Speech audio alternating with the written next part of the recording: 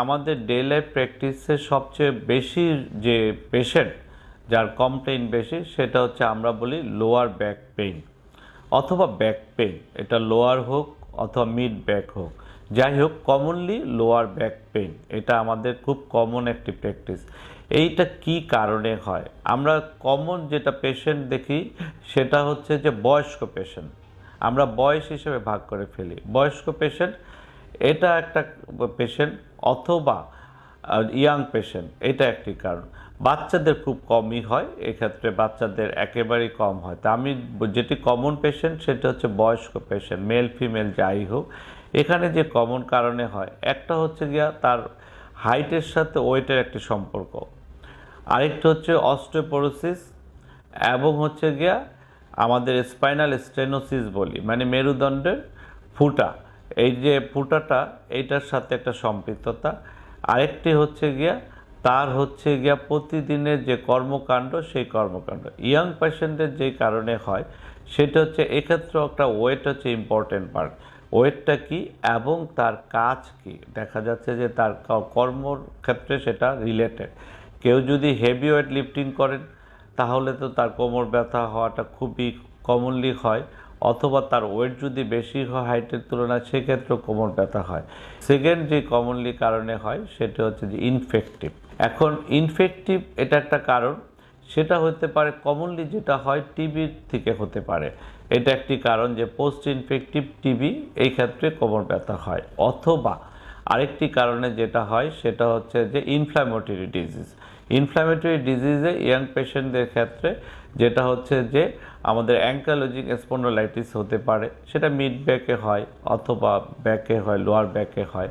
এছাড়া যেটা হলো যে রিমাটয়েড আর্থ্রাইটিস, এটা ওল্ড পেশেন্ট হতে পারে রিমাটয়েড আর্থ্রাইটিস। আরেকটি হচ্ছে গিয়ে বাচ্চাদেরও হতে পারে।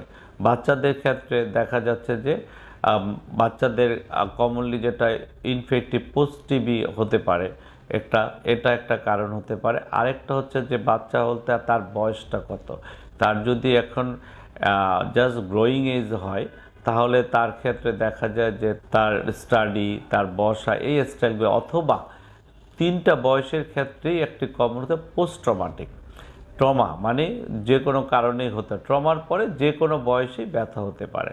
এখন এই ট্রমাটা বিভিন্নভাবে হতে পারে, আপনি পড়ে গেছেন, আপনার অ্যাক্সিডেন্ট হয়েছে, অথবা আপনি কোনো ওয়েট লিফট করছেন সেটার ক্ষেত্রে। তবে বাচ্চা এবং ইয়াং এজে যদি হয় তাহলে ধরে নিতে হবে যে তার ব্যাক পেনের সাথে আর কি কি সমস্যা আছে। সমস্যার মধ্যে যদি দেখা যায় তার যদি অন্য জোড়ায় ব্যথা থাকে, তার যদি সকালে বেশি থাকে, কিংবা তার মানে ছোট ছোট শরীরের জোড়াগুলোতে ব্যথা হয়, এইসব ক্ষেত্রে দেখা যায় যে তার ইনফ্ল্যামেটরি রিমাটয়েড আর্থ্রাইটিস আছে কি না। অথবা তার যদি কোনো জ্বর থাকে, অথবা তার যদি খাওয়ার রুচি কমে যায়, অথবা তার যদি শরীরের ওজন কমে যায়, তাহলে দেখা যায় যে এক্ষেত্রে অবশ্যই পোস্ট টিবি হয়েছে কিনা সেটা আমাদের চেক করতে হবে।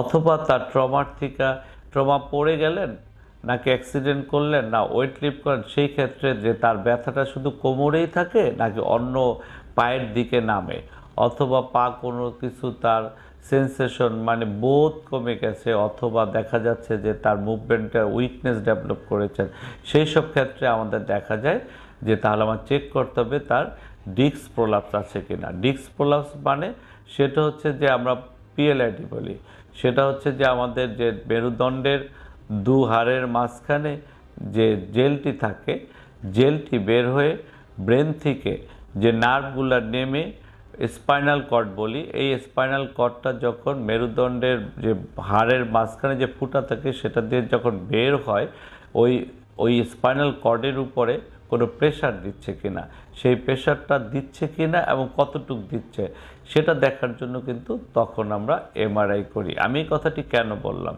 যে কোমর ব্যথা মানেই এমআরআই করতে হবে তা কিন্তু জরুরি না। কখন আমরা এমআরআই করি সেই জন্য এটা ক্লিয়ার করার জন্য কথাটি বললাম যে আপনার এই যদি সমস্যা থাকে তখন আমরা অবশ্যই এমআরআই করি।